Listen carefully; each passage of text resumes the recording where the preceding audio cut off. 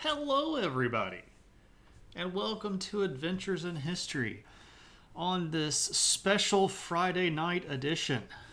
I appreciate everybody uh, dealing with the schedule shenanigans that had to happen. I've been waiting 24 hours. Oh, how is everybody? Tuna, good to see you. Vipers, Nixolotl, Fidelia, DCI Banks. I'm glad to see all the friends around. I do appreciate everybody coming to hang out on a Friday night. I know that Friday night you probably have lots of other plans that are probably way more interesting than watching me do my thing. Friday night makes it feel like you're broadcasting from an alternative dimension. Yeah. Do not adjust your TV set. We control the horizontal. We control the vertical. I think I actually did that backwards from the way that the actual Twilight Zone did it. I think they started with vertical and then went to horizontal. Hello, puppy. Do you just want to come on up here and just see me early in the stream? Just get out of the way. Come on. Come on. Oh, now we've got to stretch. What's up, Lumpy? Good to see you, my friend. Come on. Come on. Yes, come on. Oh, yes, there's the puppy. Historian's gone wild. Nobody wants to see me pull my shirt up. No, nobody wants to see that. Do they, puppy? Oh, a big puppy belch on stream. That was great. I hope that got picked up on the VOD. That'll be a great addition. Oh, my good gracious. You played 1 hour of the new Zelda. Is good. 10 of 10, no notes. Okie dokie. I have no Switch, so I will not be playing the new Zelda anytime soon. It is likely going to be years before I play the new Zelda, and that's okay. I'm almost always behind playing video games. I used to be very up to date on games, and then I got my first master's degree. And during my first master's, I pretty much lost track of books, TV shows, movies, and video games. I have plenty of switches. For example, the Earth is flat. Oh, I see what you did there. I see what you did there. I should have clarified, Cave. I apologize. I don't have a Nintendo Switch console. I appreciate the clarification. Yes, I have plenty of those. What's up, Cave? Good to see you.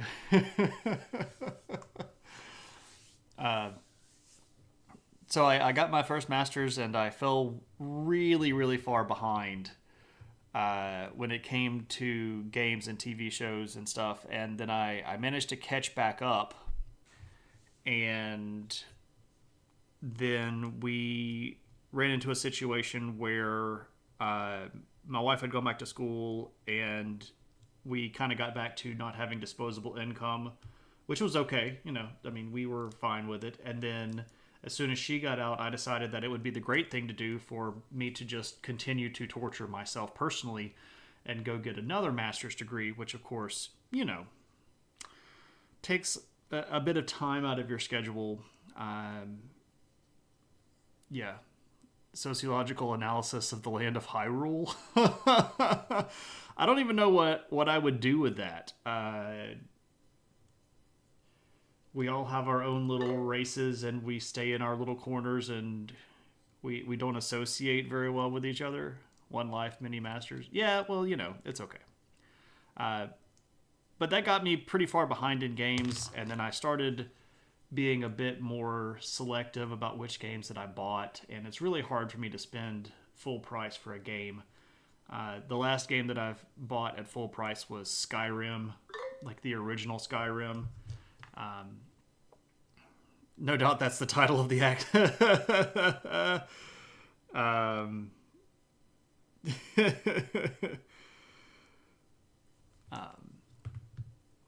I'm sure that there's something out there where someone has tried to do that. Zelda is $100. Is $100 CAD? I don't actually know what that means, Lumpy. I'm sorry. I was a heavy WoW raider during my PhD and had a girlfriend who raided with me. Oh yeah, well, I can't play. Well, I mean, I can play MMORPGs. I should not play games that don't have endings. If there's a game that effectively perpetually rewards you, I get very, very addicted. When we were first married, my wife and I got an Xbox 360, and I got into Halo competitive play, and that ate my world for years. And then Chrome Hounds was another game that was out that I really, really enjoyed. Anyway, we're talking about video games, and this was inevitably going to happen on a day where Zelda came out, but we'll eventually get back around.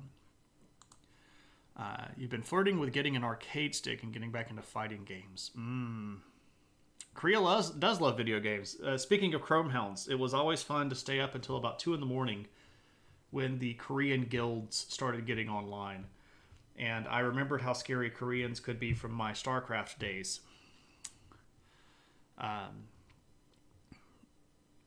Some of my fondest memories of StarCraft are getting just absolutely demolished by Korean guilds. You would think, like, that's a horrible memory to have. No, it's almost it's like watching Leonardo da Vinci paint the Mona Lisa. It's just perfection.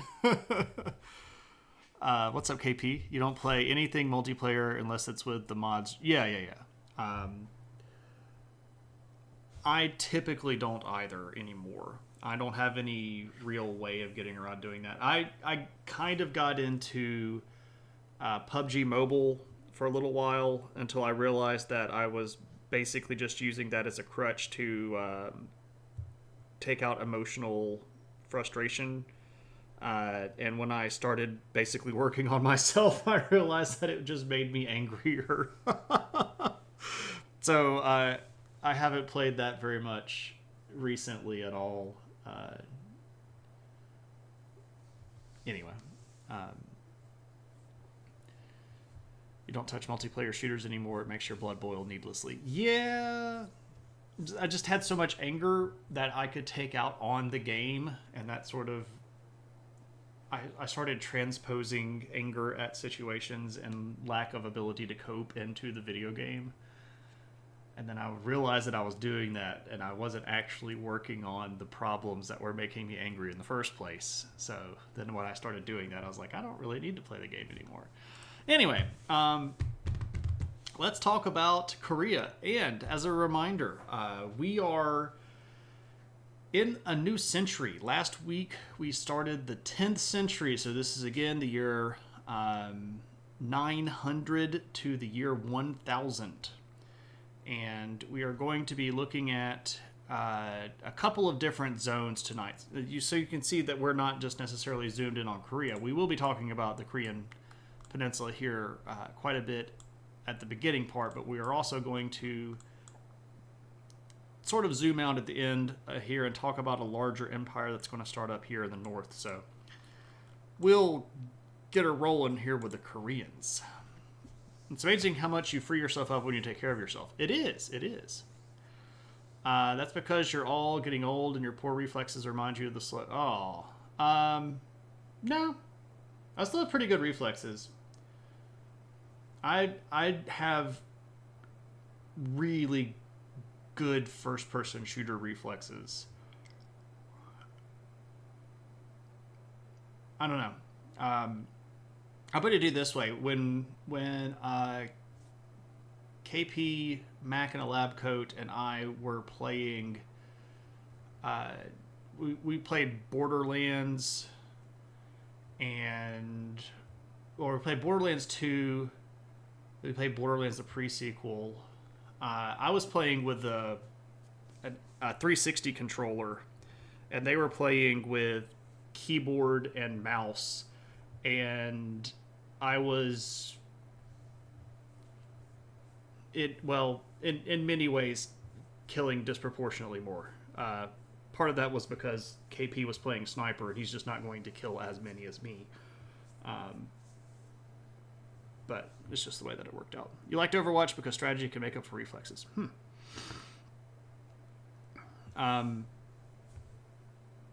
So, there's that. Doing naked activities. Okay, well, now that we're on to that topic, busy raiding a Chinese clan on Rust. Interesting. I have yet to play Rust. I've heard a lot of people talking about it, but that's another one of those games that seems like I would get really mad at it when I couldn't play for 24 hours and somebody came in and wrecked all of the stuff that I had set up. That would make me really upset, and I'd probably stop playing after that. But let's talk about where we left off with Korea. We left off... Ooh, wrong. This. We left off with Korea looking like this. And we had a collapse of the larger unified Shilla kingdom that was going on right at the end of our last stream. So as a way to sort of expand on that a little bit and remind everybody where we were, Shilla, this kingdom down here, had controlled all of the southern part of the Korean peninsula. Now, Balai is another empire, and we'll talk about them especially towards the end of the stream here. But Shilla had controlled all of this. But why do we then have later Goguryeo and then later Baekje? Well, that was mostly because the Shilla Empire was really unstable towards its end. There had been a lot of internal mess, basically. The nobility managed to take control of the imperial, basically the imperial authority. So there was still an emperor that was the emperor of Korea. But if we are really looking at what was going on here, it was a position that was your good old-fashioned regency, right? Where there were a whole bunch of different noble families. They all sort of wanted to be regent. They all wanted to run the country. And this is going to strip the imperial family of most of their control. And it's going to create a situation where all of these nobles start sort of cutting each other's throats, quite literally, to gain access to power, because everybody wants to be the regent. Right. Well, there are a couple of people that are going to be really important in this larger scenario here, and one of them is a guy named Geon. Well, I can put that on 2 lines. Geon. You can just swap to the browser version. Interesting. Oh, you're using mobile. Gotcha. Who was this guy? Well, he was originally a peasant and sort of just a everyday Korean farmer, but he had been drafted into the military because of a lot of the internal fighting that had been going on between these noble families, and he's going to end up rising through the ranks of the military quite quickly, to the point that he is going to end up in charge of an army of his own, and by the year 900 had a very large military and had even recruited a sizable chunk of Korean nobility that were lining up behind him. And he was down in the sort of southwestern corner of the Korean peninsula down here. And in 900, he's just going to declare himself king.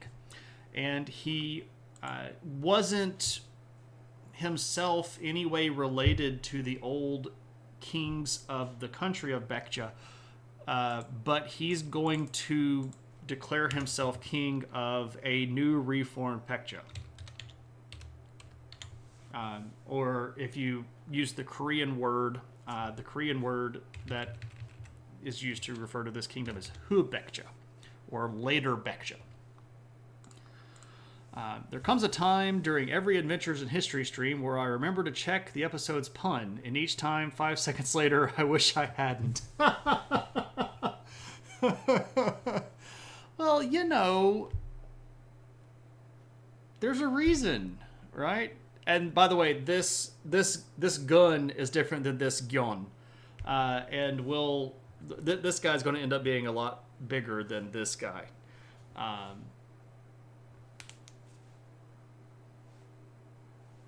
You know, they're there for a reason. If you're groaning, I'm winning. Just remember that. So, there we go. Anyway, so Geon Huan is going to establish Hu Baekja, or a new kingdom of Baekja, and this is going to be a fairly short-lived kingdom, and I'm not really spoiling anything because we're going to kill it here in just about 10 minutes. History does trend toward bigger guns. Yeah, I like what you did there. I see that. Toward bigger guns, yeah. They're not actually using firearms at this point in Korea.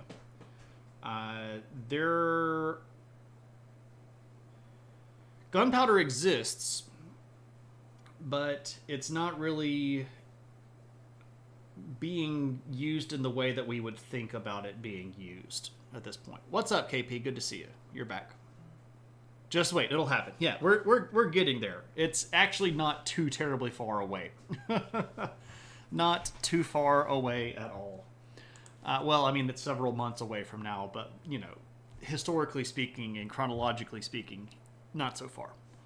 Now, that's going to take away the southern corner. Sort of this quarter or so of the southern part of the peninsula is going to end up breaking away under Geon Huan, and is going to form this new country of Hu Baekja in the year 900. But things aren't really done yet. And there's another guy that's going to sort of have actually a little bit more of a claim, but, well, let's talk about him. His name is Gong Ye. Now, okay, you just subbed, but it's not letting me put it in chat. Huh.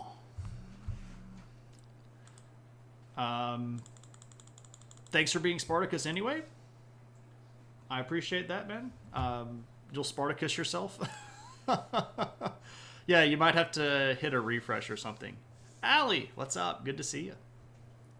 Allie, you'll see your beautiful new little artist badge pop up there. So, very cool. I'm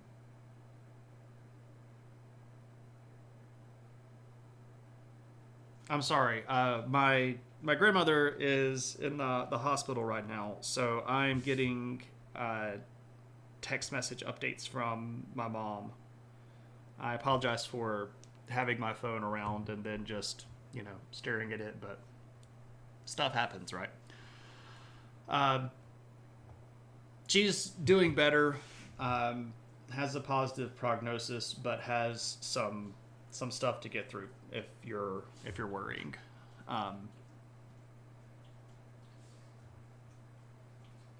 So she's got some stuff to get through, but she's okay. She's a tough old lady. She's 94, so still lives by herself, by the way. I was very sharp in the brain.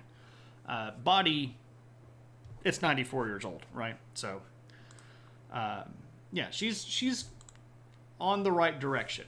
But, you know, with 94, every time you go to the hospital, there's a little bit of a question. And this is this isn't the last time that, or the first time that she's been in for stuff in the last couple of months. So, anyway, Gong Ye, who is he? He's this guy. Interesting Buddhist pose here. One eye patch guy, you know. Interesting looking dude. And we'll talk about why he's doing the Buddhist pose here in just a second. But first off, who is he? Well, he actually does have a legitimate claim to the throne, albeit a very skinny one. He is a cousin to the imperial, the emperor at the time. He's in the imperial family, but he's not from the what you would call the ruling part of the family. He's one of those guys where it's like 45 people would die and he would end up emperor or something like that, you know. He's the guy that they put off on the island just in case really bad stuff happens, because you got to have, you know, an heir to kind of pop in if somebody goes crazy. He looks like a mini boss. He kind of does. He actually kind of is in the story here. So he was in the imperial family, but he wasn't from the ruling side of the imperial family. But that doesn't necessarily mean that he had no claim to stuff, because remember, the nobility at this point was being all shady, and he convinces some nobles to sort of get behind him because, hey, imperial family, the existing emperor isn't popular with everybody, there are lots of internal problems, join up with me. And he actually ends up throwing in several times as sort of the figurehead of a couple of other rebellions, but then decides that it would be best for him if he could just make his own rebellion. So he declares himself his own king and is going to strip away most of the northern part of South Korea. Again, if we look here at our map, so this is the region down here that is Hubekcha, or this new kingdom of Baekje. Gyeonggi is going to take most of this right here, this sort of orangey colored area. Now, he's not that great of a ruler, if we're just going to be honest. The history does not remember him particularly well, and they say quite a few things about his lack of leadership skill. Specifically that he was a jerk and he didn't get along very well with other people, which, you know, kind of explains why he didn't fit in well with some of the other rebellions and sort of had to make his own where he was in charge. You know, if I'm going to rebel, I'm going to be in charge. Anyway, when he becomes king of this new reformed Goguryeo, because he reforms the kingdom of Goguryeo, if I could spell, Goguryeo. What would you say you do? Yeah, exactly. Well, I take messages from pretty much, right? So he becomes king of this reformed Goguryeo. He's not actually related to the old Goguryeo royal family at all. And in fact, most of the nobles from Goguryeo are actually up in Balai, but we'll get there in a bit. He starts losing a lot of support. So he decides to make this really interesting declaration. And to try to unify everybody behind him, he goes, wait, don't run away. I'm Buddha. I am reincarnation. I am the reincarnated Buddha. And the reason why I'm here is to put everybody back on the right path. So, you know, line up behind me and we'll do our stuff. And this actually makes it worse. So he declares himself Buddha, and a lot of people are like, no, we don't see it. We're not buying it. We don't particularly care for it. And they end up launching a coup against him, and we'll talk about this guy in just a second. He's this guy. So they launch a coup against him, and they run him out of the capital. No, sir, I don't like it. So they run him out of the capital, and he basically doesn't have anything. He kind of has to run out with literally just the clothes on his back. And he gets outside of the capital and gets into a kind of a peasant area. And this is really an unfortunate story. But he starts trying to find supplies and stuff. You know, He ran away to Hungary because he was Budapest. Well, during this time period, he actually could have run to a state run by the Magyars, who were Hungarians, because we talked about them at the end of one of our streams about Eastern Europe last time around. So there is actually a Hungarian state he could theoretically have run to at this point.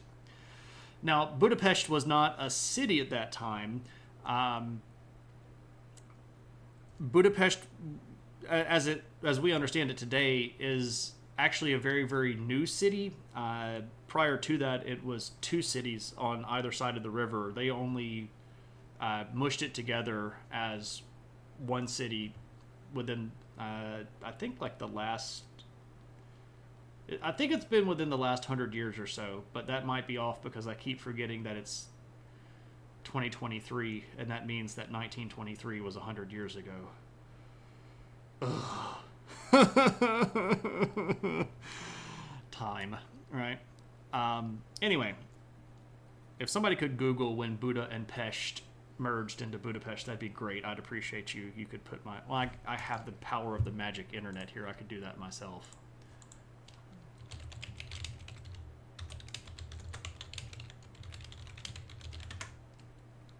(1873), yeah, so it's been 160 years because time does that crazy crap to me. So 1873, Budapest merged into one city instead of being two. Anyway, I know I just took that joke, that was a really bad pun, and ran with it, but everybody knows that's sort of what I do. Anyway, he gets run out, he gets into the rural areas of the country, and he starts trying to find food and clothing and supplies. And he ends up breaking into a barn, and a peasant runs out and kills him because he thinks there's a thief in my barn. So this random peasant guy ends up assassinating Gongye, and that's kind of the end of his ruling line. Kind of a punk way for the Buddha to go out, right? So, what to do with this kingdom? Well, the guy that had led the rebellion against him is this dude named Wang Geon. Wang Geon is this guy.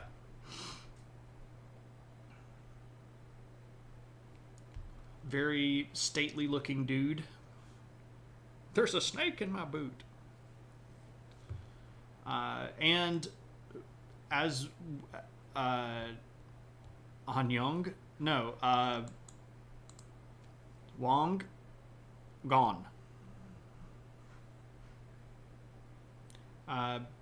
Interestingly, don't know if you all have caught on to this trend, but the fact that I'm actually showing you images of these people is kind of a change.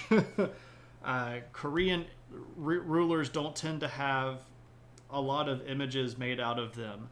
But even beyond that, we have this guy, which is actually a statue of this dude. So this is a statue of Wang Geon, and it is a bronze cast, and it's a pretty low resolution photo, but just by looking at this, we can see that there are artistic changes happening during this period of time. We'll talk about a little bit more of the culture in just a second, but things are moving together. Now, why does this guy get statues and pictures? Well, let's talk about him for a little bit. First off, where did he come from? He had been prime minister of this new reformed Goguryeo under Gongye, and was one of the guys that was really critical of Gongye's leadership style. Specifically, you don't actually know what you're doing. You should let us in the government, like the bureaucracy, run things. You should go play emperor in the palace and just let us run the country. When the I'm Buddha declaration got made, he really didn't like that very much. And he's going to be the center of the coup that ends up running Gongye out of office in the first place. I can't begin to explain how much he's been annoyed at Korea for just not having recorded images. Yeah. Sometimes I feel like there could be potential Patreon content in the records of our mod chat where it's just like me griping about stuff. Where it's like, how do you rhyme things with Korean names? Or holy crap, we're in Mesoamerica and nothing rhymes with some of these names. And like, why can't I find pictures of Korean leaders? What? Here's a picture of their tomb. Check this out. Yeah, we also have good runs of banter when it comes to stream titles. The title for tonight initially was going to be When I'm Gone. And when I pitched that, KP thought that I was referring to the song Cups by Anna Kendrick, which is when I'm gone, you're gonna miss me when I'm gone. That one, right? Which is a fair thing to do because Cups, like, you would not expect that song to be called Cups. Perfectly legitimate. But what I was referring to, though, is the Three Doors Down song, When I'm Gone.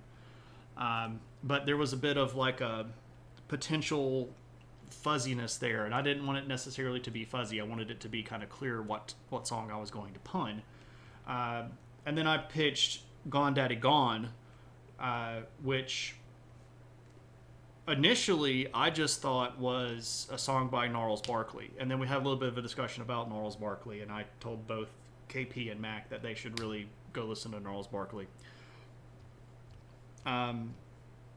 See, but this, like, everybody knows this one. Like, Since You've Been Gone, specifically with the U as a direct reference to Kelly Clarkson. Since You've Been Gone is a song by many people, including Weird Al Yankovic, which was something that I greatly considered because it is one of my favorite Weird Al songs. Gone Daddy Gone, as I dug into it, I found out that it was actually a cover by Gnarls Barkley, that the original song recording was by the Violent Femmes. And then I listened to the Violent Femmes version of it and realized that Gnarls Barkley did it way better than the Violent Femmes did. Not that I don't like the Violent Femmes, just that Gnarls Barkley's just better. So, you know.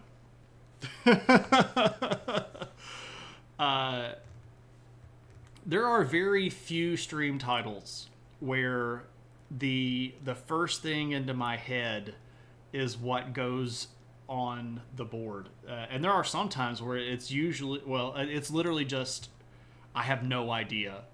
And the standard question is, all right, what words are we working with? And then we'll have to go through the topics and the titles and the cities and the people and the periods of time and the regions. We've got sort of, I don't know, it's evolved into its own thing. I've been told that I've got exactly one time that I can use as a title, sarcastic song pun title. The times I've been hit with the mod chat at 1730 with Tiny, yeah. Right. Yeah. It's a good thing. Let me just say this, and this goes for many of the people in the chat right now. I have been incredibly blessed with kind and smart and funny and supportive friends. And I really appreciate all of you. Now, clearly, I'm closer to some people than I am others, and that's not a slight against anybody. It's just proximity, right? So, I love y'all, and I really do appreciate everybody coming to hang out on a Friday night or a Thursday night or a Tuesday night or whenever it is, because you all rock and you make my life genuinely better. I choose to take me for granted. Well, that's fine, Tuna. You're welcome to. I'm not mad that you're geographically closer to your wife than I am. That's fair. That's fair. Riot, are we going to flip the table? I need to flip the table emote. I have discovered that this is something I actually need. So that might be the next thing that I ask somebody to draw for me, like a flip the table emote. I just assumed it was Thursday. Nixlotl, that's fair too. That's perfectly fair. Right? Because, why not? Anyway. So, Wang Gong. He launches the coup. He kicks out the bad guys, or the fake Buddha guy, and he is going to basically crown himself king in the year 918. And he's going to call his country something a bit different. His country is going to be Goryeo. Now, if you're thinking, I know a lot about phonetics and philology, and I know that G and K are pretty close, and if I put a K there and get Goryeo, and then I listen to that like I'm some idiot European person about, 700 or 800 years later, what I'm going to hear is Korea. This could be where Korea comes from. And you're right. So, Goryeo in 918 becomes a new kingdom. But he's not done, because he's going to change his name. Because every good emperor, when you take over, you set up a new kingdom, you got to take a ruling name, right? So his ruling name is Taijo. This is his royal, regal name. And then he decides, you know what? I'm going to reunite Korea under a single ruler, and we're going to do it the right way. Unless you're Charles. Yeah, well, Whatever. Chuck. He should have been King Chuck the First.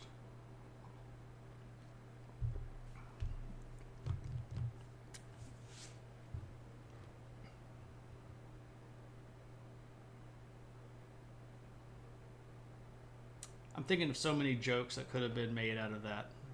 Don't be a Charles. Right. The first king chucked out of Bucky. Hey! I don't think he'll go anywhere until he dies. I've said this in the mod chat. The only real thing that I would unquestionably support him doing as the new monarch of England is abolishing all titles, abolishing the House of Lords, abolishing the monarchy, and then letting England be a constitutional democracy instead of a constitutional monarchy. If he did that, I'd give him 2 thumbs up. Otherwise, he's still just a really rich dude living off of historical, crazy, bad racism and denigration. And I really want to quote the entire spiel of Monty Python right now. How'd you become king? Anyway. Moving along. So, if you're the king of a new emperor, or a new empire, you've changed your name, you're doing your thing, you probably want to expand. And he does. Specifically, he starts looking up north, because there are some problems going on in Balai, and we'll talk about what those are in just a bit. But there is a big city that used to be a really big capital of Korea, and it was a pretty important location that has a lot of what you might call sentimental value or symbolic value. And that city was Pyongyang. To the ice wall. Yeah, yeah. To the wall. There actually were walls. They weren't made out of ice. But older Korean leaders had built walls to try to keep some of the northern Asian nomadic people out of the area. They were in fairly bad disrepair at this point, but there were still some out there. Anyway, Pyongyang was at this point in history still kind of a city, but it was more of a ruined city that was a big hangout for brigands and ruffians and barbarian warlords that had sort of moved into the area. It was effectively just a big robber baron outpost kind of city. But Taizhou sort of wants that legitimacy, right? He wants to have Pyongyang as his capital because that's going to give him sort of this reclaimer position, right? Like, I've gone back into where Korea was once powerful and I've reestablished this area. So he's going to go up and he's going to run all of the baddies out of Pyongyang, and he's going to resettle that as a city, and it will be a sort of a big symbolic victory for his legitimacy. The best thing to come out of the coronation was all of the conservatives saying that Penny Mordaunt should have been PM based on how dignified they thought she looked during the ceremony, leading to the liberal response, strange women carrying swords is no basis for a system of government. That's great.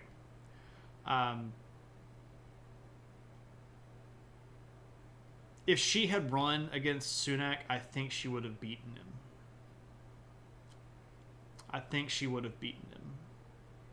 It would have been really, really close, though, and it would have hurt both of them a lot. And I think Mordaunt, being as young as she is, I think she's trying to play the long game right now, and she kind of made the calculated understanding that whatever PM is sitting right now is going to get universally pooped on, historically speaking, and she was willing to let Sunak fall on that sword because when elections come next year, there's about a 0% chance that the conservatives are going to be in charge. And I think that Mordaunt will be quite happy being leader of the opposition. And after Labor, or Labor will probably end up giving the PM, but they'll be in a coalition with the Liberal Democrats.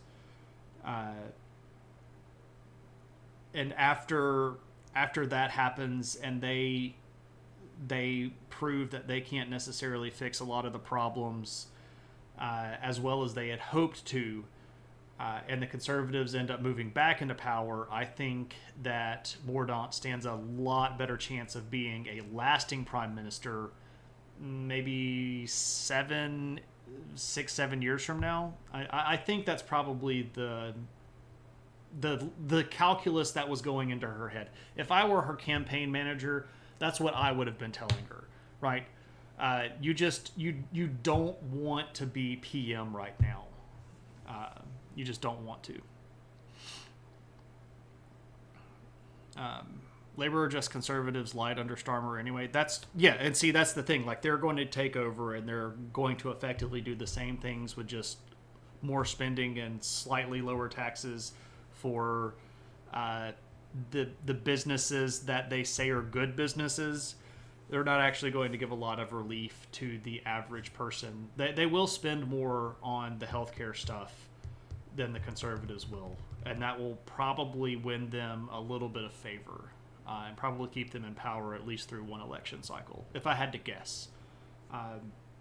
I'm fairly decent at politics, so I can't claim to be like some sort of politics whisperer, but I'm pretty good at the logic sometimes.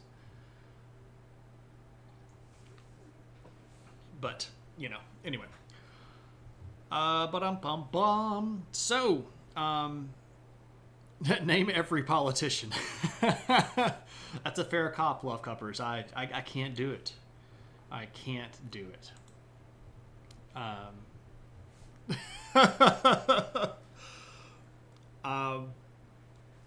Well, I'm not always accurate. I can get blinded by my own biases. Especially, well, we don't need to get into all of it, but I'm better at foreign politics than I am at American politics sometimes. It's almost like that's a human condition. Yeah. Sociology should tell us that, right? Anyway, what's Taijo doing here? Get back on track, Shane. Back on track. Well, he's going to start fighting. And specifically, in 927, there's going to be a big civil war down in the southern part of the south part of the peninsula between what's left of Shilla and the resurgent Pekja. And Pekja goes over and kills the Shilla emperor. And this is, of course, a pretty big blow. And Taijo's like, let's go. They're weak, and we can take Pekja while their army is over in Shilla, and we can rout them. So he puts together an army real quick, and he marches down to Pekja, and they beat the pants off of him. And he's like, crap, I did it bad, let's go back home. But of course, as he had invaded, Pekja's going to follow him back. And he's going to have to sort of rally the remains of his army that had just been soundly defeated, turn them around, and fight off a really good-sized invasion from Pekja before he can sort of calm his nerves a little bit. So he does fight off the counter-invasion, and he gets a little bit of breathing space. And he realizes, okay, can't just go run around and do whatever I want to. Thought I was going to be a big shot. Not quite as big as I thought. So he starts trying to do the politics game. Like, okay, let's reach out to China. Let's get some justification behind me. So he starts communication with Tang Dynasty China, and they go, oh, look, it's a Korean emperor. And he's like, yeah. And, I'm in charge of a lot of stuff, and I've got the old imperial capital. And they're like, okay, cool, you're emperor of Korea. And he's like, yeah, I am emperor of Korea. That's great. I appreciate that. So he gets some external justification, and this calms a lot of people's nerves. Doesn't necessarily give them a lot of power, but when you've got political acumen, things are going more or less in your direction. Now, he does look down to Shilla, and he's like, okay, we could probably invade them, but I don't really want to leave the country right now. I'd like to keep the army in place because Pekja is still kind of a pain in the butt and don't necessarily want to get beaten by them. So he starts doing the political overture to Shilla. And he's like, hey, Shilla, I know we've had our differences, and I know that you still technically claim that we're usurpers, but we're kind of in charge now, and we don't really want to go down and mush you and crush you and all that stuff. We'd actually like you to join our side against Pekja. And Shilla's like, well, that's actually not that bad of a deal. Okay, that's kind of cool. Are you all serious? And they're like, yeah, we're serious. And Shilla's like, so you're going to send us military support if Pekja invades us again? And they're like, well, we can't really do that. But we can tell them that we will. We're just really trying to be nice and friendly. We want to tell you that we're not going to invade you. And Shilla's like, well, we'll take it. It's better than being invaded by two people. We would prefer it if you would help us militarily, but saying we're not going to invade you, that's at least a nice thing to say. Well, in 935, the last king of Shilla gets pretty much run out of power and dies without an heir. And as a kind of a final, act of being king, he decides that since since Goryeo had been such a nice friend, he was just going to leave his kingdom to Taijo. So a little bit of nice diplomacy wins Taijo a whole chunk of Korea without even having to fight for it. Yeah, power does love a vacuum. So overnight, Baekje is surrounded on all sides by Goryeo, and without having to worry about some sort of invasion from Shilla, Taijo decides to start putting the pressure on.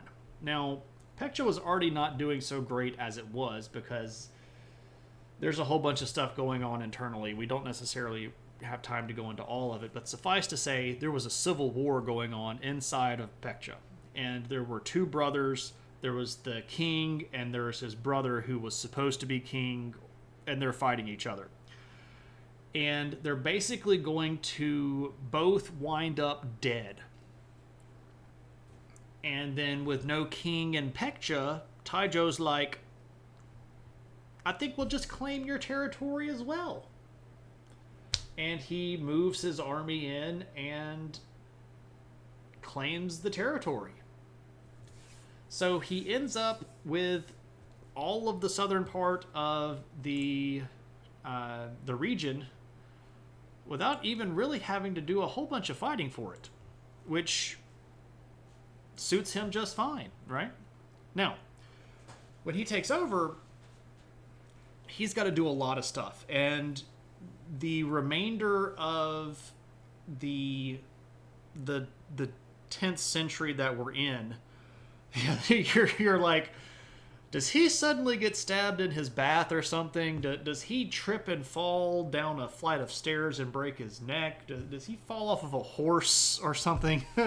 No, he actually lives out his life. Now, there are some challenges. Most notably, there are a lot of nobles that didn't really line up behind him. But he figures out kind of a novel way to make all of these noble houses happy. And that is, he marries into all of them. He marries 29 women, and each of them is from a different royal house. And no you're sad that he doesn't get assassinated.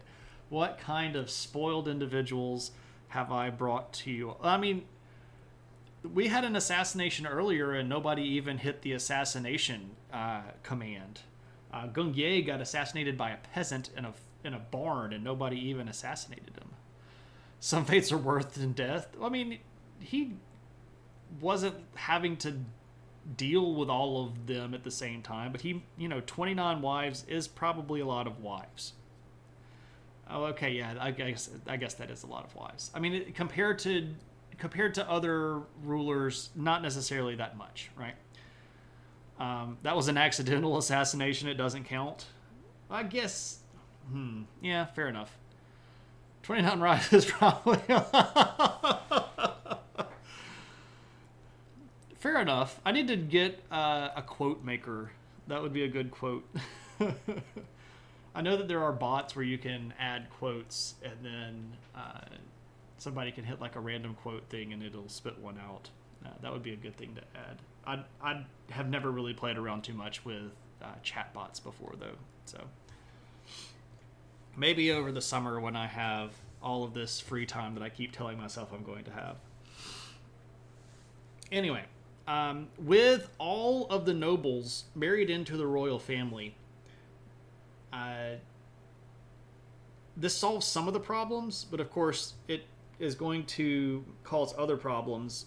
But Taijo and the emperors after him are going to realize that these nobles are the source of the problem. They were the problem for Shilla, and they are going to be the problem for Goryeo. So how do you deal with them? A lot of restructuring. And this is going to be civic, political, and social restructuring.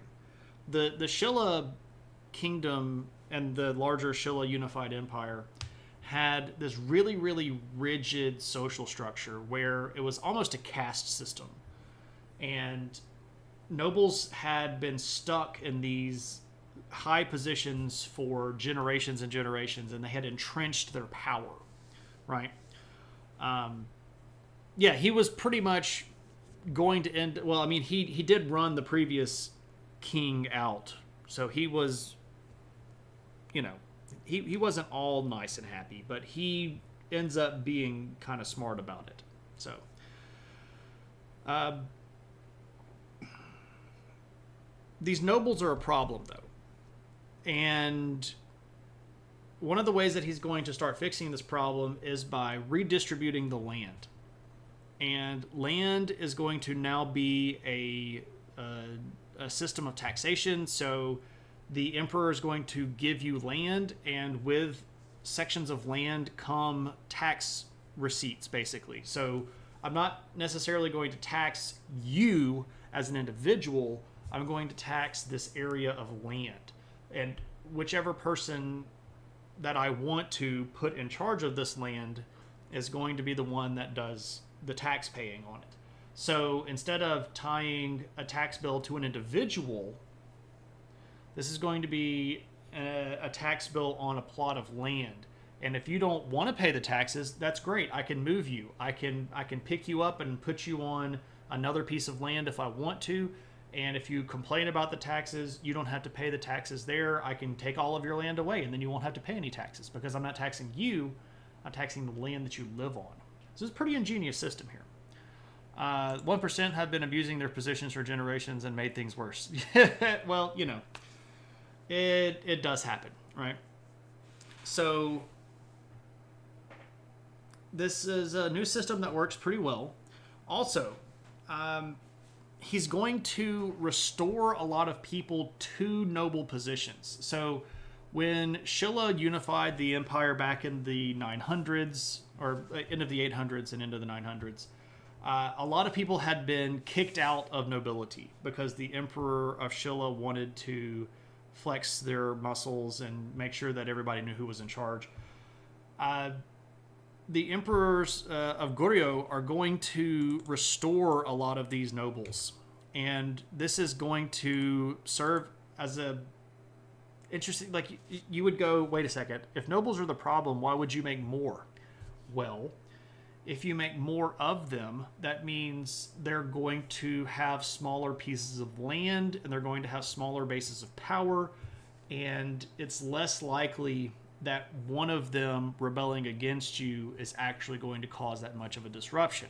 Now, it does mean on the other end that you've got to keep a lot of them happy, but if you are now the sort of center of the world, you can kind of do that. Now, there are things to do as well that are going to play into this. When you have more nobility, you want to make sure that they feel like they're important. They're not just nobles. They're important. And the Goryeo emperors are going to dramatically expand bureaucracy. And this is a direct mirror of what's going on with a lot of stuff in China.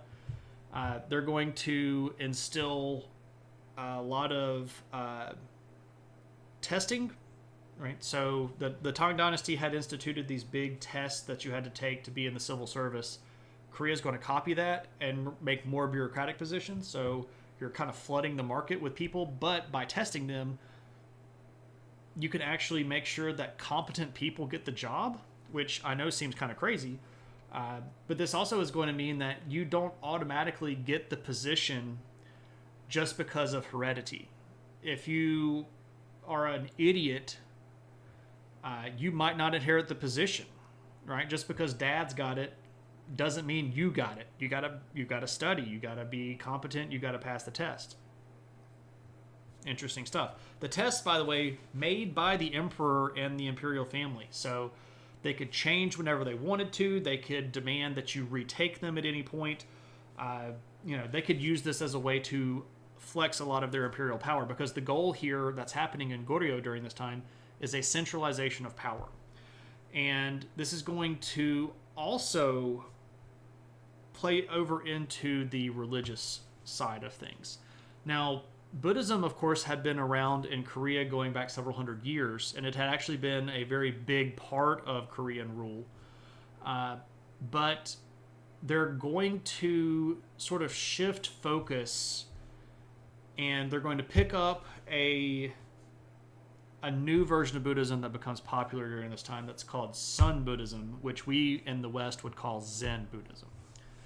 If there was someone they really didn't want to rule, could they just tweak the test and make it impossible? Sure, absolutely. That would probably be a nicer way to do it, but the emperor, as owner of all of the land, if he really didn't want you in a position, he could just move you to a different part of the kingdom, right? If you were going to be something like mayor of a city and he really hated your guts and you were sort of the next in line, he could just move you to another part of the area where you end up as, trade inspector in this other city, which was bigger, so you get a promotion, but you don't actually get to be in charge of things at executive level. So there are a lot of, with this bureaucratic expansion, there are lots of options to move people around and make it look like you're giving them promotions when you're actually moving them into places where they are going to cause less damage. And that's one of the beauties of this system. Yeah, it's a cushy show job, right? Shane has done it multiple times on tests, why not? I don't usually, so I do change my exams, but I usually only change them at the end of the term. When I give an exam at the end of the term, I'll sit down and look at all of the data. I'll look at questions, all of the questions on all of the exams, and because I give them on basically a learning system online, it's called Canvas. Because I give them on there, I can actually look at the statistics for each quiz and each question. And if a question shows up as one that students are getting wrong a lot, I can actually go in and look at that and say, okay, why are they getting this question wrong? And sometimes it's just they weren't paying attention, or they're not necessarily doing the studying that they should be doing. But sometimes, as a human being, I write questions that I think are very, very obvious.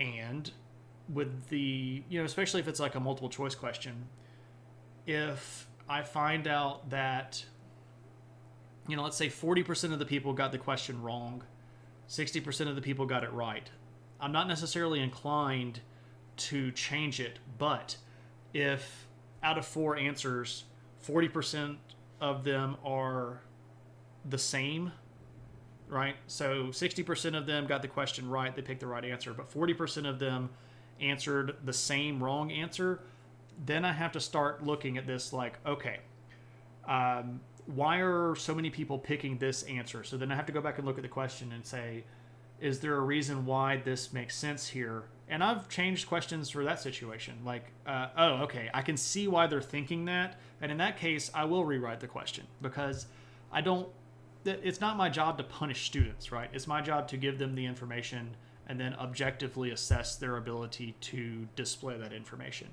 And if I screw up a question, I screw up a question. And there are times when students will ask me, like, they'll come up after the exam and go, hey, can we talk about this question? And they'll say, like, well, here's what I was thinking, and I'll change it and give people points. Like, if you got that question wrong, I'll go back in and edit everybody across all of my classes and give you the points back.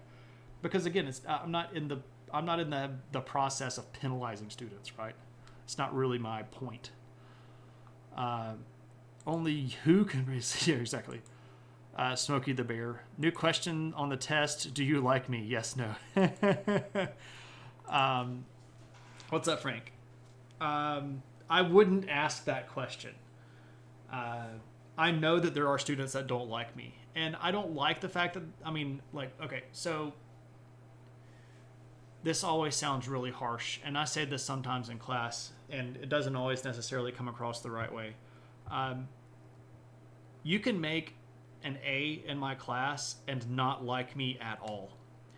And me being likable is not ultimately the goal of a class, me displaying the information in a way that you can learn it and then show that you know it is the point of the class. So if you don't like me, that's not an excuse to not pass the course. Now, is it better if students like me? Sure. And do I set out at the beginning of the semester to try to make them not like me? No. And does it still bother me sometimes when they say really pointed, horrible things on review? Yeah, it kind of does, because my bosses end up seeing that. And that does suck, right? I'm a human being. When they say crap that is designed to hurt my feelings, sometimes it does. I try not to let it bother me. Most of the time I'm just like, but sometimes it's very pointed and very personal, right? Yeah, I have hated students. It's possible. I'm a human being. I could still tell you some of the names of the students that I've hated. It hasn't happened nearly as frequently in college than it did when I was teaching grade school. I was teaching at a very small school, and the school was small enough that it only had one homeroom for each grade level. So there were some students that I taught 6 years in a row, and all year long for 6 years in a row. And some of those students got on my nerves, and I was really glad when they left, because they were not good students, and they made it a point to make the class that they were in as entertaining to them as possible. When you TA'd, you mostly had really good reviews, but you had one review where they went on and on about how much they hated the purple shirt that I supposedly always wore. Yeah, see, Unreal Brian, also welcome. Stuff like that, just whatever. Some people, for whatever reason, one of the questions on the review that students fill out is, do I dress business-like? And I know that I dress business-like. So when people go on there and give me 1 out of 4 as a rating, obviously that's them just trying to review bomb me, right? And that stuff just rolls out. No problem at all. But sometimes they get pointed and it sucks. Sometimes they go off the rails and not this year's reviews, but last year's reviews. I got called both a flaming liberal and a conservative operative, or conservative operative. No, maybe it was flaming conservative and liberal operative. I got called both, basically, right? For various reasons, a district near me has passed through students and graduated them just to get rid of them. It happens. It absolutely does. No, I'm not supposed to wear a suit and tie. I wear a polo shirt and khakis and dress shoes and belt.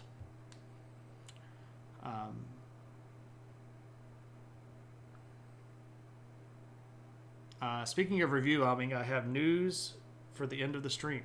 Are you going to review bomb the stream?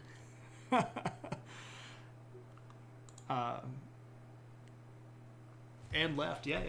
Anyway, back to Korea, because we're not done with that. We've got other stuff afterwards. Zen Buddhism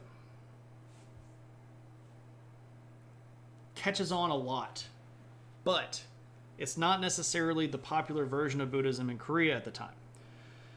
It's going to be in competition with lots of other sects of Buddhism, and what really makes it catch on is the fact that the imperial family is going to start adopting this version of Buddhism. That is going to give it the boost that it needs to become particularly more important, but it is still going to be a bit of a problem, especially because the people in rural areas are not necessarily going to follow what the people in the imperial palace are doing, right? No, no, no. Well, I mean, human beings are occasionally going to figure out or feel bad about stuff like that, right? We're all humans. We all have feelings. In the broad sense of things, I think it's silly that a good portion of my year-end review is student-based. I think that there's a lot of value in asking students how they did, but I don't think that students' opinions about how I'm dressed have or should have anything to do, or whether or not I walk around the room enough has anything to do with how good of a teacher that I am. I don't just stand behind a podium. I know that I walk around the room, but how much is walking around enough? Right? The way that they've phrased a lot of these questions are kind of silly. When you studied history at Michigan State, you took all the East Asian history classes they had, but it was all China and Japan. Yeah, Enriel O'Brien, that's what ends up happening. Korean history and Southeastern Asian history and Northern Asian history and Central Asian history all get kind of left behind. And India sometimes isn't even included in Asian history, which is kind of crazy to me. Islam doesn't get covered nearly as much as it should in Asian history classes. I actually created an Eastern Civ 1 class that I got to teach one semester, and it was brilliant, and I loved it. And we talked about all of the places in Asia, from prehistory up to the year basically the year 1300, because I stopped at the end of the Mongol invasions. And it was great. I loved that class. And then I didn't get to teach it because it got too popular and it took too many students away from other teachers' classes, including the chair. But that's okay. So they didn't think that I was going to be able to get the class to make. They're like, well, if you get, maybe 4 students or 5 students, we'll talk about letting it make. And I had like 26. They didn't care for that very much, because then they couldn't take other classes. I don't know. Anyway, I don't know if I had 26. I know I had more than 20. I think I had 22, 24, 26, something like that. It was a big class. Social changes. What's going on? Social changes in Goryeo. Well, with more nobles and more government positions, you're going to end up with an expanded working nobility. And this is not a middle class, and I don't want to call it a middle class because it's not a middle class. But the upper tier of society was bigger.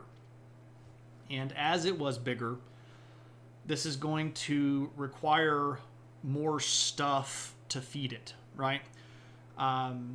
The population is going to go up. We're going to have cities that are going to repopulate, and we're going to have luxury items coming around much more frequently to sort of play into this larger middle class. Now, this is also going to bring with it all of the stuff, not middle class, all of the stuff that this new upper class, this expanded nobility, they're going to want all the stuff, right? They're going to want art, they're going to want music, they're going to want stuff like images, these statues that I just showed you of Taijo, the pictures that I showed you of these individuals. They're going to want that kind of stuff. So this is going to kick in gear what becomes a kind of a Korean Renaissance that is going to carry through especially the next century. So this is kind of a preface to what we're going to talk about when we get over in the 11th century. It's not a middle class, but it was a class that's in the middle. That's a fair way of talking about it. You kind of had upper nobility, and then you had lower nobility. But the gap between lower nobility and peasant was still enormous, right? So this is not a middle class. It's just a lower level of the upper class. Lower upper class doesn't make any sense, but that's what it was. All right. Yeah, kulaks. And they actually make it out way better than the kulaks did. But that's a fair assessment. Well, it's not a one-to-one parallel, but the metaphor sticks, and I'll allow it for the sake of not having to go into another 20-minute discussion about how all of that works. Now, one of the things that is very popular during this time period and does become a very sought-after luxury item are these things that are called Celadon glaze. And the particular type of pottery that's being made here gets this really interesting green color from the fact that the clay used for it has iron deposit inside of it. So you get this kind of like rusty green color stuff. But this is very evident of this time period. This is a hallmark of Goryeo artisanship at this point. That shade and that muted color just screams ancient. Absolutely. It's really beautiful stuff. And the detail work that goes into this is really, really high levels of detail. And again, this is sort of a byproduct of what comes out of this growth, right? When you have more people that have money, they want to put stuff in their house. They want to have nice dishes and they want to have decoration so that when people come over, they can break out the good china stuff, right? So you're going to start seeing more of this luxury good stuff pop up, and then that is going to end up being traded outside of the country, and that Celadon typed pottery, that Celadon glazed work is going to show up in a lot of other countries. You're going to find this in China, you're going to find this in Central Asia, you're going to find this in Japan, because it's really beautiful work and it's high level craftsmanship. And hey, cool people want cool stuff, right? There's some of that in the Metropolitan Museum of Art, and it's some of the stuff that I think everybody at this point knows that I love museums, but that's definitely one of the things that I'd want to look at and take pictures of whenever I finally get to go to the Met. I've been to New York multiple times and never been to the Met. Just haven't had time to put it in the schedule. Anyway, now, that's where we're going to put a bookmark for Korea, but let us move over to our other group that we mentioned, which is the Kingdom of Balai. And specifically, we need to zoom out a little bit. And if we look at what's going on, here we have Balai, this fairly large-sized chunk of territory here. And as a reminder, who are they? Well, they did control part of Korea, but they were a multi-ethnic kingdom that had really been established during the 800s. After the fall of Goguryeo, the former really big power here in northern Korea. You went to New York once, you went to the Met and to Delhi. Those are the only two stops you remember. It was 2013, and half a sandwich was 20 back then. Holy crap. That's Daejeong. Maybe so. Oh, okay, yeah. The Koreans have made a lot of historical drama, for sure. No. Absolutely. Don't apologize at all. I just haven't seen any of it. And the reason that I know that they've done so much of this stuff is because I've Googled trying to find pictures of some of these big emperors, and I keep finding the people that played them in the TV show. And I hesitate showing, a random actor from a TV show. But yeah, they have covered a lot of this stuff in their own TV, and this is apparently a thing that's been going on since about the 70s, so there's a lot of Korean historical drama. But the reason I show this particular image here is to point out this group right here, the Khitans. Now, we've talked about the Khitans before. They were a semi-nomadic people that were very big on, our, what you might call, I refer to them generally as horse people, but people have in the stream made jokes about them being centaurs. They're not centaurs. They are semi-nomadic people who live most of their lives on horseback and in proto-Mongolian territory. Right, we're not to the Mongolians yet, but we're getting there. I wonder if there's anything on Netflix. They have a lot of Korean stuff on there these days. It's possible, but I'm not sure. Yes, the original Chonky horse goes back to the Shanbei people, who were some of these earliest horseback semi-nomads up in the northern part of what is today China, Mongolia, and southeastern Russia. But Balai is multi-ethnic kingdom. It's doing pretty well. Internally, it's very stable. It's expanding its borders. And while all of this stuff is going on down in Korea, the Kingdom of Balai is just going to sort of sit it out. They don't want to get involved. They don't really want to pick a side. The guy that is the king at this time is a guy named Dai and Son.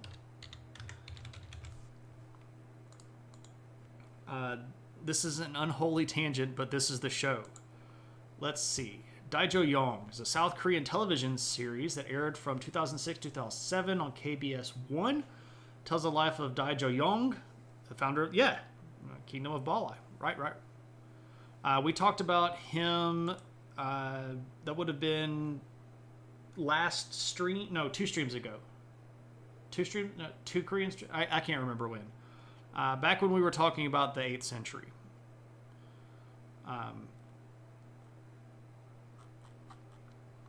Anyway. Well, that's cool. Maybe I should watch some of these. I don't know. It probably wouldn't be too hard to find this on the internet. But anyway, Dayan Son is the king here of Balai. And he's going to sit out a lot of the conflict and then decides that he actually would be in favor of making peace with Goryeo. So like after Taijo unify, it's 134 episodes, maybe not. After Taijo unifies all of Korea and Goryeo becomes the big power, or while this is happening, Dayan Son says, you know what, I think Goryeo is going to end up winning. And I think if we're smart, Balai should ally with Taijo down there in Goryeo. But the nobility inside of Balai don't agree. And there's a reason for this. So part of the nobility inside of Balai were actually Koreans. They were from the old kingdom of Goguryeo, which was one of the 3 kingdoms. And a lot of them had been run out by Shilla when Shilla was ruling the entire peninsula. And some of them had much better positions in Balai than they ever did in Korea. So they're not necessarily pro-Korea. There are also other people that weren't Koreans that had negative views of Koreans, especially people that had been beaten up by Korea in the past. So the nobles sort of overrule Dayan Son and they go, you know what? We probably aren't going to end up allying with Goryeo, and Emperor, you don't get to make the say on this. And that actually ends up kind of biting them in the rear end because there's a big bad guy on the horizon. And his name is Abalji. And this is a poor rendition of him, but this is Abalji. Who is he and why is he a big deal? Well, Abalji is a Khan in the Khitan region. So he's a Khitan himself, and he's one of their rulers. Now, they had the same sort of structure culturally that just about all of the other steppe peoples had, which is, I'm the head of this group, and we're sort of loosely clan structure, and I can beat up other people and they'll swear allegiance to me. Abalji takes over his region in 916, and he's going to unite all of the different Khitan tribes. And when he does this, he's actually going to start reforming the Khitan territory. Specifically, he sees the value in having a bureaucratic structure very similar to China. And so he's going to start changing the semi-nomadic Khitan people into a sedentary bureaucratic form that looks a lot more like China than it does the Khitan. That's not necessarily going to go over completely well, but he does build himself a very big capital city that's got all of the nice cool buildings in it. He has a big wall around his city, and he starts doing stuff that looks like China, for example. He is going to command, because he's the Khan and he can do this, that somebody works on the Khitan language. And this is when you're going to get the Khitan language written down for the first time. So this is, if we look at it, it's going to clearly look a lot like Chinese, and you can see exactly where they're getting their influence from. But this is actually a really important cultural step, because when we can write our language down, we can start telling our story. And then if I'm the great Khan and I'm the one that controls the writing, I mean, how powerful is that, right? You get to say whatever you want to, and nobody can call you into question, right? Because, right? So, Abalji is going to be really, really powerful. And he's going to make this big Khitan empire, and he's going to decide that Balai has got to go. Now, this is a kind of a fateful moment, right? Because Dayan San is like, surely our friends down in Goryeo will help us against the invading Khitan Empire. And when they invade, they don't. Goryeo was like, man, y'all are kind of out on your own.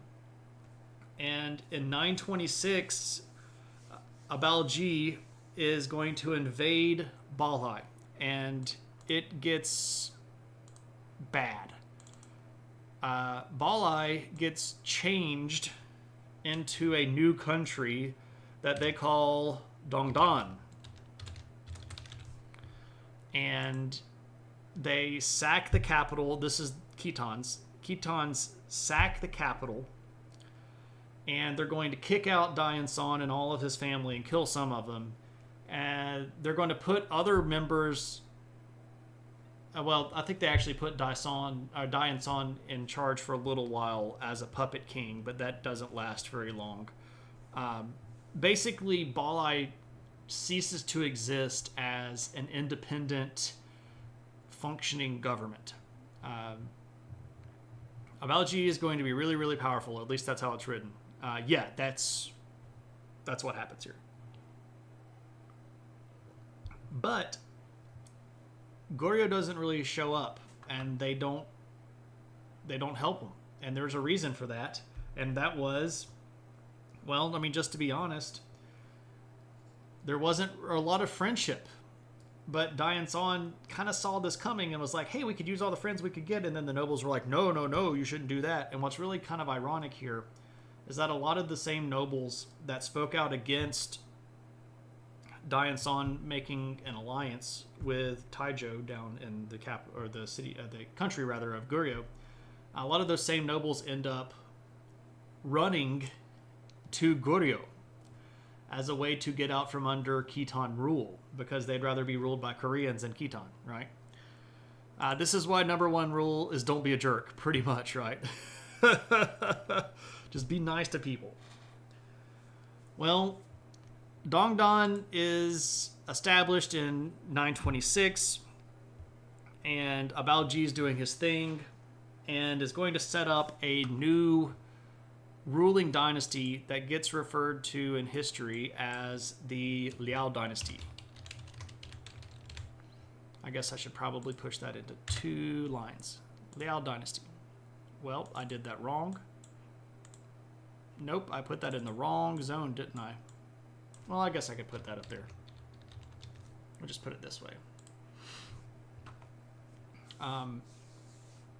Now, the Liao dynasty is going to be huge. It's absolutely enormous. And Abalji is the guy that puts most of this together. And it basically stretches from here in Central Asia all the way over to the Pacific. It's going to take all of what was Balai. It's going to get down here into the northern part of what is modern-day China. The Liao dynasty is going to fight lots of battles against China, and we'll talk about that next week when we talk about China specifically. But this big old chunk of territory is a lot. And this is going to be a big, powerful dynasty for hundreds of years. Now, why is that a big deal? Well, if you've been around the stream for a while, you might know that there have been these almost like sequences of these big northern Asian semi-nomadic people that establish these really big territorial empires, and then they last 3 or 4 rulers and then they split, or they'll last maybe 100 years and then they'll fall apart. Well, this is not necessarily completely different, but this is going to be a little bit different, and we're moving towards bigger and more powerful structures in northern and central Asia. And what we're going to end up with, and I know this is a little bit down the road and we're not there yet, what we're going to end up with is the Mongolian Empire that ends up conquering more land than any other single political entity has ever held in the history of humanity. And these are steps that are leading us towards that. Now, was the Liao dynasty the same as the Mongols? No. But did they do stuff that the Mongols remembered? Yes. And we're moving in that direction. The Liao dynasty is going to try its best to look like an established, big, lasting, powerful group, right? They're going to live in their cities. They're going to patronize the arts. They're going to set up systems of nobility. Now, they are still going to be very violent. If you cause trouble, they're going to go kill you, right? These are the steps. I gotcha. But they're also going to be, they're going to have cool stuff. This is a really big mural here that was commissioned by one of the Khitan royal family members, and it's this giant mural of specifically here it's a camp where you see them kind of resting with the Khan. Oops, sorry. But it's this huge piece of art with all this really cool stuff here, and I had to show this because we do get some horses. Now, they're not necessarily the super chunkiest versions that you've seen, but we've kind of moved out of chunky horse phase, historically speaking. By the time we get to the 900s and into the 1000s, we're getting a little bit more back into a realistic view. But as a reminder, if we look at what art looked like in France at this point in the 900s, and then compare their art to what we've got going on here in the Liao dynasty, who just became a country, this is light years ahead of what was happening in Europe, right? Basically what I'm trying to say here is the Liao dynasty is going to try to look like this big, legitimate, powerful, stable empire. And even the act of trying to look like that is going to make it more true. And that's going to be an important thing because they hang around for a while. and they're going to cause a lot of trouble for their neighbors because they're going to be big and powerful. Chunky horsemen dieting, right? Well, good thing we still have the original Chunky horse in all of his flowing, majestic goodness. So we'll always remember the original Chunky horse, right? But that does bring us to the end of our specific discussion for the night. But I have been a bit dilatory, and I have not necessarily done what I needed to, specifically with regards to the fact that we're supposed to have a viewer request stream on Tuesday, and we don't have a topic for it. So before we go, we need to decide on a viewer request topic. So technically, it is a purchasable topic. So we have the list, and I'll go down the list. Only buttered potatoes for the Chunky horse. So if you are David and you're in the chat, make yourself known. I don't see him in the list. JMR Killer, if you are in the list, make yourself known. I don't see him in the list either. Or if you are Paradox Moose, if you are in the chat, make yourself known. And if none of those people are here, we'll just have ourselves a vote. Yes. If you are in the spirit. Moose is here. Okay. Boss fight. Moose, you were on the list, and you said that you wanted a stream to be bought. Would you like to still buy that? Or you're in a boss fight. Okay.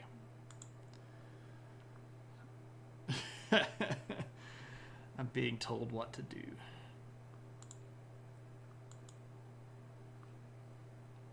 Do. You would play a boss like right in the middle of this. If he wins, get a raise. Maybe so.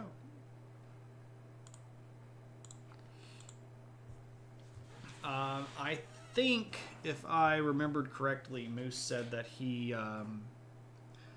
wanted to stream on the Luddites, which is an interesting topic. Moose, I have turned that on if you are in the chance to do so. All right, so Ali has redeemed the standard question book. This is a really old book. It's 105 years old at this point, and it's full of questions, which I may or may not know the answers to. But what we do is we find ourselves a page. I don't know. Let's go here. And then we'll just kind of run our point. No, let's do this page, because we did that page last time. Let's go this question. You. Must be Dark Souls. You died. All right. Here we go. What was the cause of the Spanish-American War?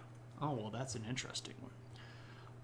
The cause of the Spanish-American War basically was American imperialism. Now, what do I mean when I say American imperialism?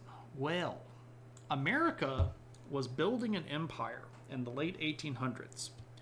And specifically, they were building a naval empire, because that was kind of the cool empire to build at the time. It wasn't even just the sinking of the Maine. Right? Well, we're getting to that, but I don't think a lot of people know even the concept. So America was interested in flexing its power, specifically here in the Caribbean and in Central America, and also in the larger context of the Pacific world. And even over here in the Philippines, because Spain still had an empire at this point. Now, it was a shrinking empire, and Spain was definitely on the way out of the global imperial political game, but they still had territory. Now, over here in the Caribbean, there were a lot of Spanish colonies that were particularly interested in trying to get out from under Spain. And initially, it seemed like America was going to be more friendly than the Spanish. So a lot of these countries, they weren't countries at the time, a lot of these colonies had made overtures to America as a way to kind of get out from under the Spanish.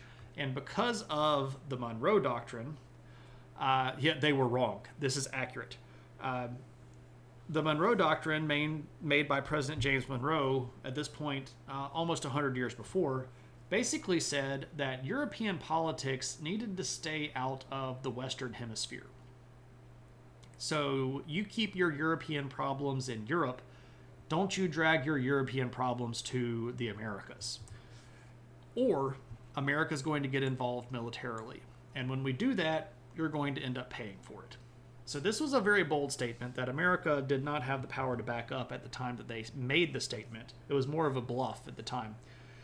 But by the late 1800s, America could absolutely back that up. And Spain didn't have the flex anymore.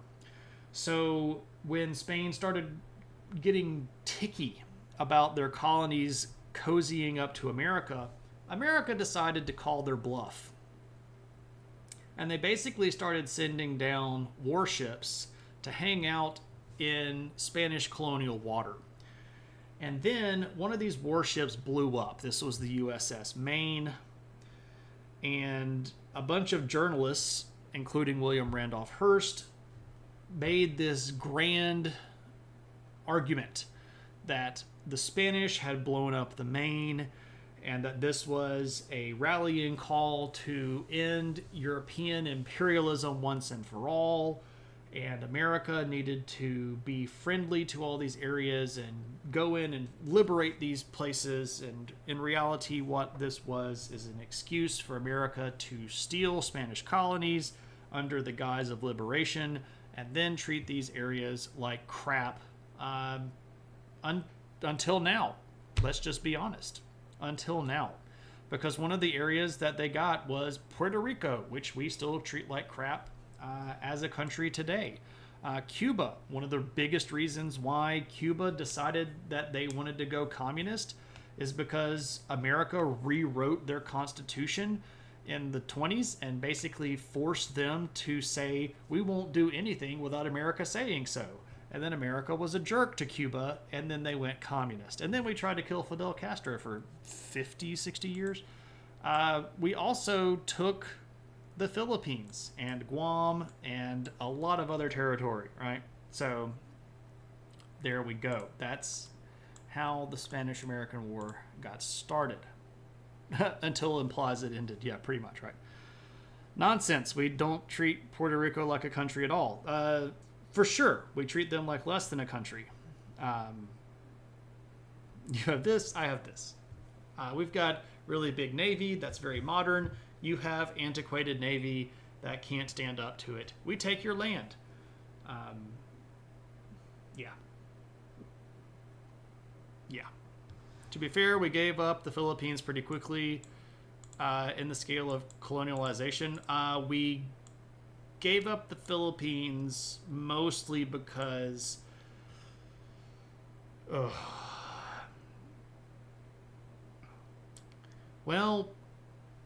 wasn't because of colonialization. It was way more because World War II, if we're just being honest. It was way more because World War II. We still lay claim to any island with guano on it, right? We used to treat these colonies territory. Well, I mean, yeah, we still do, but we used to too. Okay, I see your reference there, and I'll have you know that's one of my favorite comedians of all time. Gone too soon, Mitch. Gone too soon.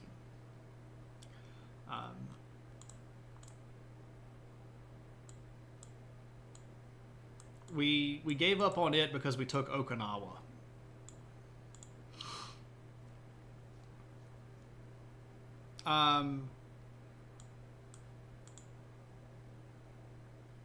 If you wanted to go for a job that wasn't posted by a company, but you know you have what it takes, how would you go about it? I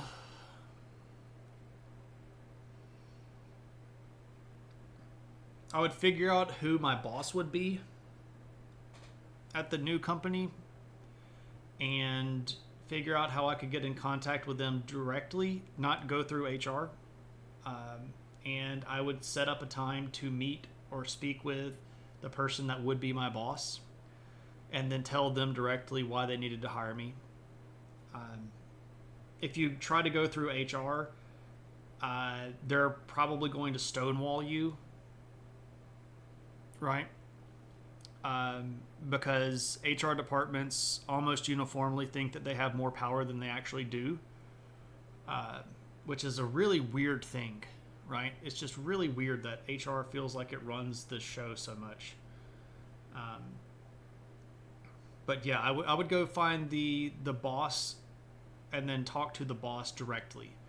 And if HR tried to get involved prior to me meeting with the boss, I would just tell them that I was interested in talking about the particular field itself. I would just really try not to talk to HR at all. So the review bombing reference.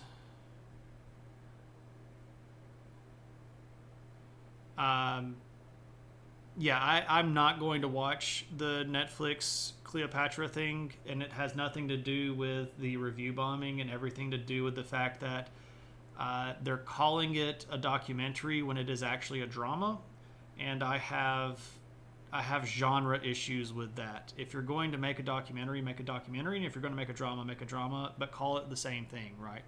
Call it what it is. If you're going to make a documentary, it needs to be based in academic fact. It needs to have citations. It needs to be backed up by archaeological evidence and textual evidence. It needs to have, a reviewable pedigree, if it makes any sense to that, right? Pacific Islands are great if you're looking to do colonialism and want to colonize 1,000 of something. Another Mitch Hedberg reference, and I appreciate that one too, right? Go in Han Solo style, circumvent red tape. Yeah, exactly. You just don't like Jada Pinkett Smith. I don't know if I have an opinion on Jada Pinkett Smith. I don't think that I've ever sat down and tried to make an opinion about it. I liked her character in The Matrix.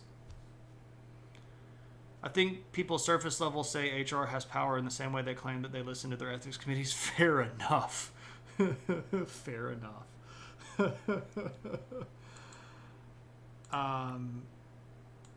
See, I haven't seen Gotham. I tend to not like reimagine this character that's an adult as a kid and then put them in a TV show. Like, I don't like Smallville.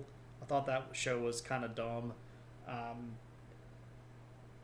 I watched a little bit of Arrow, which was okay for a little while and then got dumb. They really, really screwed up Deathstroke on Arrow, and it turned my stomach on that.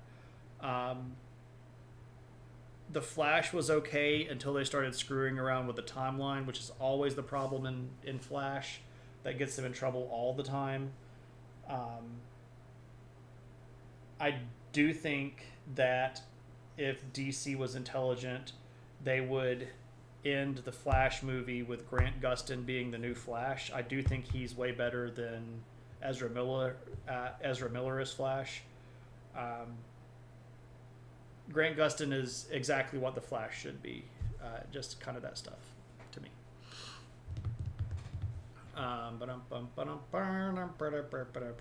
How about that unicorn they discovered? Yeah, North Korea discovered that unicorn with the tomb of Hyukusa, right, Chunk? Good to see you, my friend. So how do I cold call a company on LinkedIn, y'all? you look up their number in the phone book, and then you ask to speak with the head of so and so department. Yeah, pretty much. So somebody asked what's in the news. Who asked what's in the news? Tuna. Did you want to know a specific thing in the news? I'm not doing that anymore. Would somebody refund rank 3 things? I am putting my foot down, and I am not doing that anymore.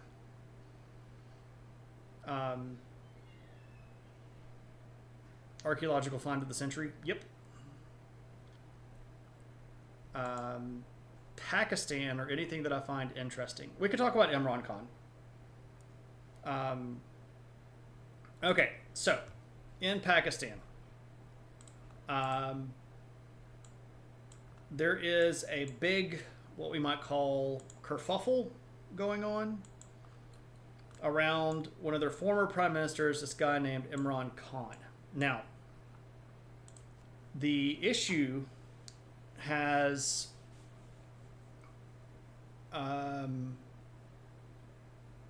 lots of different sort of feelers or tendrils that kind of go out here. One of them is that Imran Khan allegedly, I think I'm supposed to say allegedly, did a whole bunch of shady stuff when he was prime minister. And that is probably the case, but I'm still supposed to say allegedly, I think, because I've been chewed out by this by KP and Mac. I don't say allegedly enough. Yeah, see, but I don't think that it's been like dragged in front of the court and proven. I think I'm still supposed to say allegedly. So, he's not prime minister anymore, but he still has a ton of supporters. Now, he has been speaking out against the current government of Pakistan, specifically dealing a lot with the corruption of the current government. And this has made the current government very angry. And for about a year now, the current government of Pakistan has been threatening to arrest him. And the reason behind the arrest is some of this stuff that he allegedly did when he was in prime minister position, and some of the stuff that he's done after. It's not libel, it's slander since it's out loud. Thanks, love. Speaking out against the government, slandering the government, etc., demeaning the government in charge. Anyway, a lot of these charges are seen by Khan's supporters as trumped up. And a lot of them say that the charges have been made in a way to remove a political opponent from the atmosphere or the conversation. So, at least twice, to my knowledge, the government has actually tried to arrest Imran Khan. And the most recent attempt was violently stopped by his supporters when it was sort of leaked or made known that the government was going to go arrest him. Thousands of his supporters took to the street and literally made a human barricade between the building Imran Khan was in and the police that were supposed to be arresting him.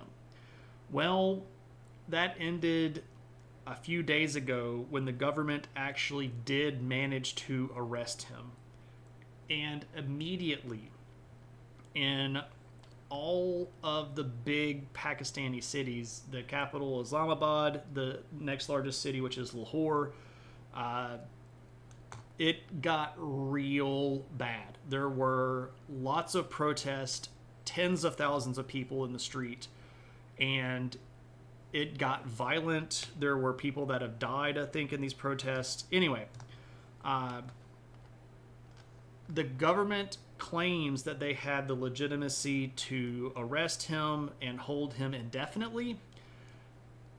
That has immediately been challenged in court by Khan's lawyers. And according to what I've most recently read today, Khan's lawyers have stated that an appeal had made it all the way to the Pakistani Supreme Court, and that the Supreme Court had said that he must be immediately released on bond. Now, the government, of course, is very reluctant to release him because it took them more than a year to arrest him in the first place. And it's a very tenuous situation. There are some levels of parallel here between the situation going on with Trump in America. Imagine if somebody had arrested Trump and actually put him in jail and not let him out on bail. Imagine how chaotic that would be in America. And he has been released on bond. Okay, so that must have happened recently. I have not checked the news in the last couple of hours. So if that happened, it happened after the last time I looked at the news. I suspect that he has been released on bond because otherwise there was going to be blood literally in the streets. Imagine Trump wasn't rich. If he wasn't rich, he wouldn't have been able to spend the money that he did to pay off the porn star in the first place. So there's a lot of stuff that would be different. He also wouldn't be president. Half the country would sell out of beer, the other half out of ammo. That's fair. That's fair. You're thinking about Bolsonaro, except that he ran and hid in Orlando. That's another fair comparison. From Brazil. The current government of Brazil would love to put Bolsonaro in jail. The difference here is, I think okay, well, let me be careful when I say this. There is a difference. Bolsonaro admitted and bragged about breaking Brazilian law, specifically with impinging on land that was designated as tribal preserves in the Amazon basin. Bolsonaro did that openly. He did that unabashedly and ran at least partially on that in the last election. That was directly against Brazilian law, and I don't think that we can say allegedly. Now, we don't have to say allegedly here, right? He did that and said that he did that, and he did it in public on purpose. So there's a difference here. Of course, Imran Khan says that he is innocent of these charges. Bolsonaro says they shouldn't have been laws in the first place, and if I had gotten reelected, they wouldn't have been laws in the first place, So I'll allow it because I'm in charge, right? Honestly, I think the quality of national leaders has been on the decline for a while. Things haven't been the same since Nero. Wow, I think we've improved a little bit since Nero. I mean, even the Roman Empire improved since Nero because the next, well, not the next guy, but like the next guy lasted about 3 months. Galba and then Otho and then Vitellius, they all didn't make it out a whole year. But Vespasian was way better than Nero. Way better than Nero. Titus was way better than Nero. Domitian, he was the Antichrist. And then we actually have 5 that are called the 5 good emperors, right? Nerva, Trajan, Hadrian, Antoninus Pius, and Marcus Aurelius, right?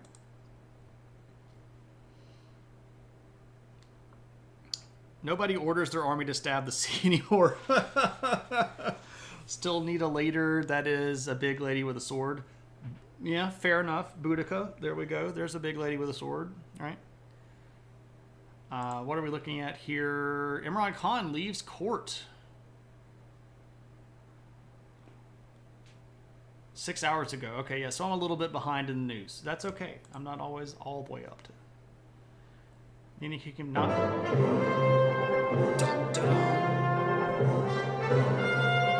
Dun dun dun dun dun. Almaranth. Interesting choice of name there, my friend. But welcome, and thank you so much for the follow. I hope you're going well, and I hope things are doing nice for you. I approve of the spelling, right? Yeah. Let's see. What else we got? Setting our standard but Trump didn't want to nuke a hurricane. A fair point, and also considered bombing Mexico, just for fun. Shane is famous with the bathwater people. Not quite spelled the same way, but close. All right.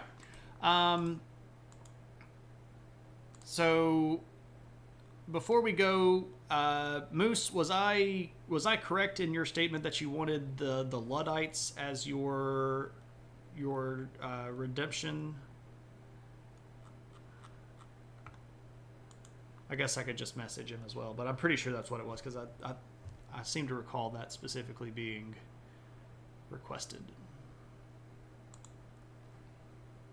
Let's see who's around for us to do the raidy raid. I'm Spartacus! I'm Spartacus! Bathwater? I'm Spartacus! I'm Spartacus! I'm Spartacus. I'm Spartacus! Tuna, thank you for gifting a sub to Bathwater. Never cease to amaze me, my friend. Never cease to amaze me. Epic, amazing, Luddites, and if more context is needed, the negative effects of the Industrial Revolution. I gotcha. I think what we'll do is we'll do a preface of what was changing, what the Luddites did, and then what their long-term effects were. Hint, not much. But interesting topic. There's enough material there. But it is time for us to do a raidy raid. And we are going to go and visit a friend that we don't get to raid very frequently, Art of Bianca, who is an absolutely lovely person. Before we even get there, I'm vetoing Rage Against the Machine. We'll have to be more creative than that. I mean, I could just say get the Lud out, right? That's the first one that pops into my head. So we'll see what ends up being. Boo? Aww. Anyway, we're going to go raid Bianca. Our battle cry is adventure. And if you have our lovely emotes, you may choose your emote of choice and throw that into the chat when we get there. But until next time, which will be Tuesday next week, there's a chance that I'll stream this weekend. I might stream tomorrow. Sunday is probably out. It's Mother's Day, but maybe tomorrow. We'll see. I don't know what the day is going to look like. We might be cooking. But anyway, let's go raid Bianca. Until Tuesday, everybody, take it easy. Have a good one. And I'll see you next time.